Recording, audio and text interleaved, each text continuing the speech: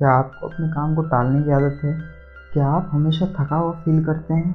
और क्या आप डिप्रेस्ड और अनहैप्पी फील करते हैं? तो ये वीडियो लास्ट तक देखते रहिए।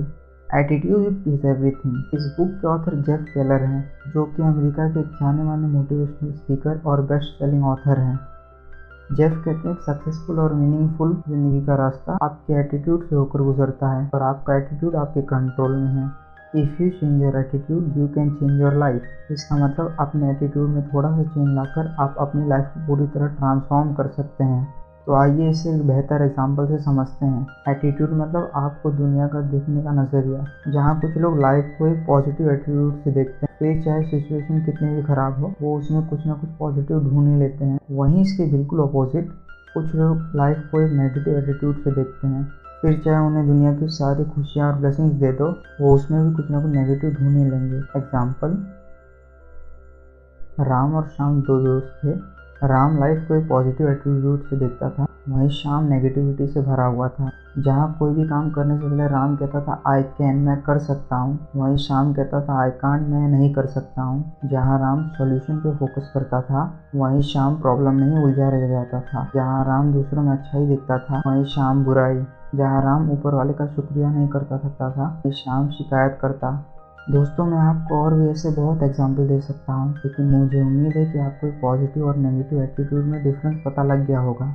अब इससे पहले कि हम इस वीडियो में आगे बढ़ें, इस बुक की सभी की आइडियाज़ जानें, मैं आपको ऑथर की एक इंस्पायरिंग स्टोरी सुनाना चाहता हूँ, the night that change my life. Jeff बचपन से ही लॉयर बनना चाहते थे और 1980 में उन्हें लॉ स्कूल से ग्रेजुएशन की डिग्री भी हासिल कर ली। सब कुछ उनके प्लान के अकॉर्डिंग हो रहा था। लॉ स्कूल में उन्हें अपनी क्लासमेट से प्यार हो गया और उन्होंने उससे शादी कर ली। जेफ को लग रहा था कि वो एक सक्सेसफुल और एक मीनिंगफुल जिंदगी के रास्ते पर हैं, लेकिन लॉ प्रैक्टिस करने के कुछ साल बाद उन्हें रियलाइज़ हुआ कि ये करियर उतना भी अच्छा नहीं जितना उन्होंने सोचा था। वो अपने वर्क लाइफ से बहुत डिससेटिस्फाइड रहने लगे। उन्हें अपनी लाइफ मीनिंगलेस लगने लगी थी और वो बहुत डिप्रेस्ड रहते थे। हालांकि वो बस 25 साल के थे, लेकिन डिप्रेशन की वजह से वो 40 के लगने लगे थे। और जब उनकी 30 साल हुई तो उन्हें लगा, अब बस मेरी ज़िंदगी में इस ना पर खत्म होने वाली परेशानी और अनहैप्पीनेस के सिवा कुछ और तो होगा। एक रात जब जेफ ये सब बैठकर सोच रहे थे, तभी उन्होंने टीवी पे एक ऐड देखा, mental bank. Mental bank basically एक होम स्टडी प्रोग्राम है, जिसमें ये बताया गया था कि हमें लाइफ में जो कुछ भी मिलता है वो और कुछ नहीं बट हमारे सबकॉन्शियस बिलीव होते हैं। जैसे ही जेफ ने टीवी पे ऐड देखा, उन्हें लगा अब बस यही है जो मेरी मदद कर सकता है। उन्होंने फ़ौरन अपना क्रेडिट कार्ड निकाला और ये प्रोग्राम ऑर्डर कर दिया। और ये रात जेफ की ज़िंदगी में टर्निंग पॉइंट साबित हुई। कुछ दिन बाद मेंटल बैंक जब अपने घर पर डिलीवर हुआ, तब जेफ इसे सीखने के लिए बहुत एक्साइटेड थे कि कैसे हमारे थॉट्स हमारी क्वालिटी ऑफ लाइफ को इफेक्ट करते हैं, क्योंकि इससे पहले उन्होंने ऐसा कभी कुछ नहीं सुना था। बदकिस्मती से ये सब हमारे एजुकेशन सिस्टम में नहीं सिखाया जाता। इसके बाद जेफ ने कभी पीछे मुड़ के नहीं देखा। उन्होंने बहुत सारी मोटिवेशनल और सेल्फ हेल्प बुक पढ़ डाली। अब उन्हें ऐसा लग रहा था कि जैसे वो कहीं किसी सूखे रेगिस्तान में कहीं खो गए थे और अचानक से उन्हें एक मीठे पानी की नदी मिल गई हो। और जैसे जेफ ने नेगेटिव एटीट्यूड को छोड़ एक पॉजिटिव एटीट्यूड अपनाया, उन्हें अपने लाइफ में चौंका देने वाले रिजल्ट दिखने लगे और अब उन्होंने वो गोल्स अचीव करना शुरू कर दिया जो शायद उन्होंने कभी सोचा भी नहीं था। अब लॉ के साथ साथ Jeff part time motivational speech भी देने लगे और 1992 में उन्होंने अपनी जॉब क्विट करके full time motivational speaker work करना शुरू कर दिया, जिसने उन्हें बहुत सक्सेस दिलाई। और इसके बाद जेफ को कभी अपना काम जैसा नहीं लगा। वो जब भी अपनी स्पीच की तैयारी करते या कोई मोटिवेशनल आर्टिकल लिखते, तो उन्हें ऐसा लगता कि वो बस यही करने के लिए बने हैं। जेफ की लाइफ में इतना बड़ा चेंज कभी नहीं आता अगर वो एटीट्यूड की पावर को नहीं समझ। इस बुक को लिखने से पहले जेफ ने सक्सेस और ह्यूमन बिहेवियर 20 साल रिसर्च की है और इस दौरान उन्होंने सैकड़ों बुक्स और आर्टिकल्स पढ़ डाले कि क्यों कुछ लोग सक्सेस अचीव करते हैं और कुछ के यहाँ डिसअपॉइंटमेंट के सिवा कुछ नहीं लगता। इस वीडियो में मैं आपको इस बुक की सभी की आइडियाज डीपली एक्सप्लेन करूंगा और मेरा वादा है आपसे, अगर आप इस वीडियो को पूरा देखते हैं, इसमें बताई बातें 20% भी अप्लाई करते हैं, तो आपको भी अपनी लाइफ में चौंका देने वाले रिजल्ट दिखेंगे। की idea number 1, your attitude is your window to the world. हम सभी अपनी ज़िंदगी की शुरुआत एक क्लीन मेंटल विंडो से करते हैं। फॉर एग्जांपल, एक बच्चा जब भी चलना सीखता है और वो गिर जाता है, तब वो क्या करता है, मैं आपको बताता हूँ वो क्या नहीं करता। वो कारपेट को ब्लेम नहीं करता, वो अपने माँ बाप की तरह उंगली नहीं उठाता कि उन्होंने उसे गलत इंस्ट्रक्शंस दिए। वो क्विट नहीं करता, वो मुस्कुराता है और फिर से खड़ा होता है, और वो तब तक ऐसा करता है जब तक वो चलना न सीख जाए। उसकी मेंटल विंडो बिल्कुल क्लियर होती है, उसे लगता है जैसे कुछ भी इम्पॉसिबल नहीं। लेकिन जैसा हम सब जानते हैं, एक ऐसा टाइम आता है जब हमारे मेंटल विंडो पे डर्ट या गंदगी जमा होना शुरू हो जाती है। हमारी मेंटल विंडो बहुत गंदी होने लगती है जब हमें कुछ कम नंबर लाने की वजह से क्रिटिसाइज किया जाता है। हमारी मेंटल विंडो तब गंदी होने लगती है जब हमें एक दूसरे से कंपेयर किया जाता है। हमारी मेंटल विंडो गंदी होने लगती है जब हमें लाइफ में डिसअपॉइंटमेंट और रिजेक्शन मिलता है। इन सब वजहों से हम खुद में बिलीव और अपना एक पॉजिटिव एटीट्यूड खो देते हैं। अगर आप अपनी मेंटल विंडो नहीं क्लीन करेंगे तो ऐसा होने के बहुत चांसेस हैं कि आप अपनी ज़िंदगी नेगेटिविटी और फ्रस्ट्रेशन में गुजार देंगे, और इसकी वजह से आप अपनी ज़िंदगी कभी खुलकर नहीं जी पाएंगे। लेकिन एक रास्ता है। जेफ कहते हैं, you always have a choice. आपके पास ज़िंदगी जीने के दो रास्ते होते हैं,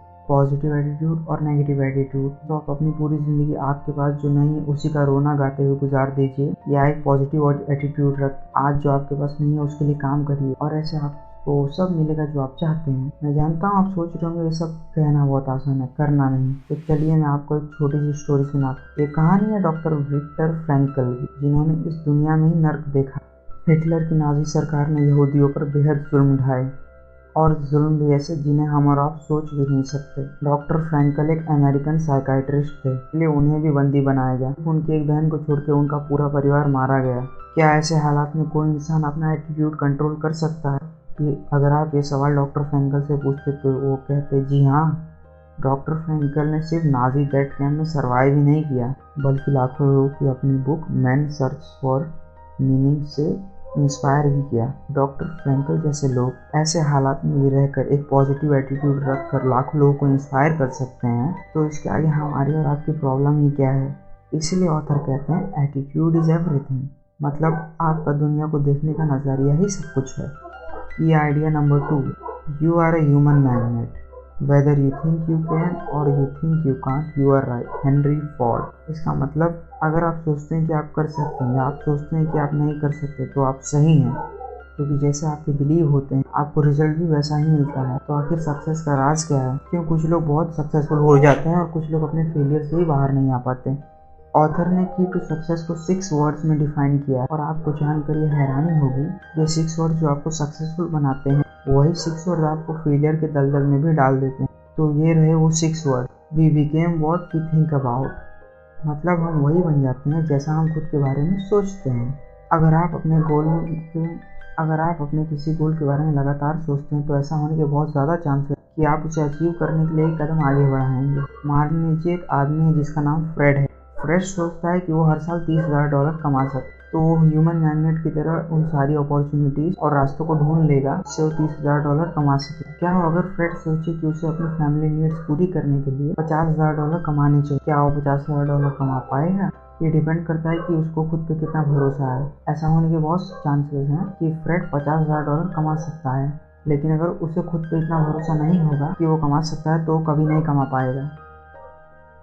इसके बजाय अगर फ्रेड खुद पे भरोसा करे और ये सोचे कि उसके लिए कुछ भी इम्पॉसिबल नहीं, तो वो एक ना एक दिन $50,000 ज़रूर कमा लेगा। एक रिसर्च के दौरान और नाइटिंगेल, जो कि ग्रेट सक्सेस राइटर थे, उन्होंने ये पाया कि दुनिया भर के सभी महान राइटर्स, फिलोसोफर्स और रिलीजियस लीडर्स इस बात से एग्री करते हैं कि हमारे थॉट्स ही हमारे एक्शन डिटरमाइन करते हैं। मतलब अगर आप खुद पे भरोसा और एक ऐसा माइंडसेट रखिए कि आपके लिए कुछ भी इम्पॉसिबल नहीं, तो सच में आपके लिए कुछ भी इम्पॉसिबल नहीं। Attitude versus action. मैंने अभी तक इस वीडियो में एटीट्यूड, थिंकिंग और बिलीफ के बारे में बहुत सारी बातें की हैं, और आप कहीं ना कहीं ज़रूर सोच रहे होंगे कि भाई एक्शन कहाँ है, क्योंकि जब तक हम एक्शन नहीं लेंगे हम अपने कोई भी गोल अचीव नहीं कर सकते।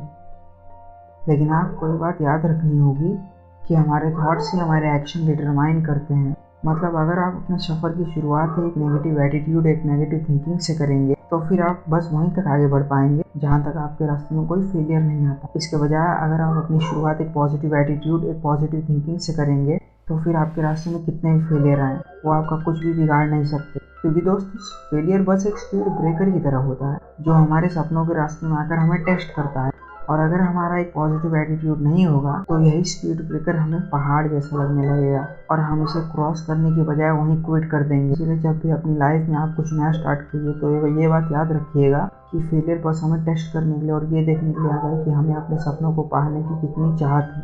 तो आखिर हम अपनी थिंकिंग कैसे बदल सकते हैं जिससे हमारी लाइफ मेंटली, फिजिकली और फाइनेंशियली काफ़ी पीस। ऑथर ने इन 2 सिंपल स्टेप में हमें बताया है कि हम अपनी थिंकिंग कैसे और भी ज़्यादा पॉजिटिव करके वो सब हासिल कर सकते हैं जो हम चाहते हैं।